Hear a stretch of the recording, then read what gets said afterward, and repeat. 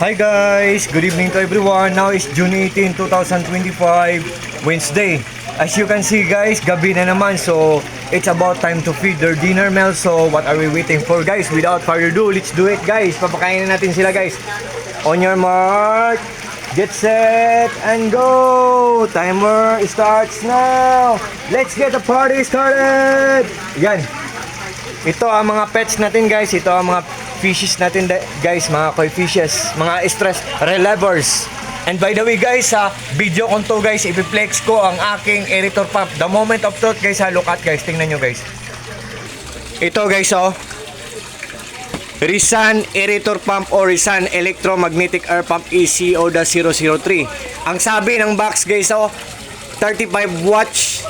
Pero meron akong power station guys, 9,200 pesos ang bili ko nito, hindi to putyo-putyo. So tingnan natin kung totoo ba na 35 watts siya. Kasi namomonitor ng power station ko or nalalaman ng power station ko kung gaano siya katipid kumain ng kuryente.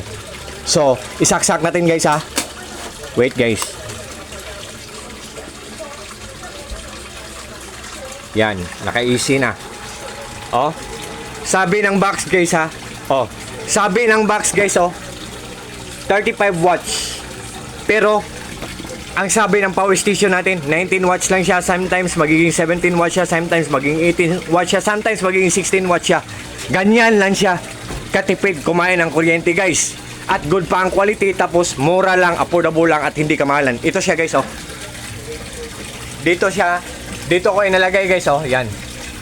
At ito ang pad natin guys, 3 feet deep ang lalim niya guys. Pero tingnan nyo ang aerator natin guys, from the bottom at the surface guys, papunta sa taas guys, visible talaga siya or makikita pa rin ang bubbles. Kasi sa sobrang lakas niya, ang daming bubbles na naproproduce niya or na-create niya. At the same time, ang dami ding mabibreathe in na oxygen ng mga koi fishes natin dito guys. At ito ang mga koi fishes natin guys yan guys. Yan.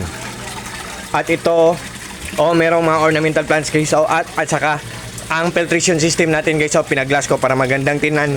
Pero medyo maganda din ang presyo sa pagpapagawa niyan guys. Joke. Yan.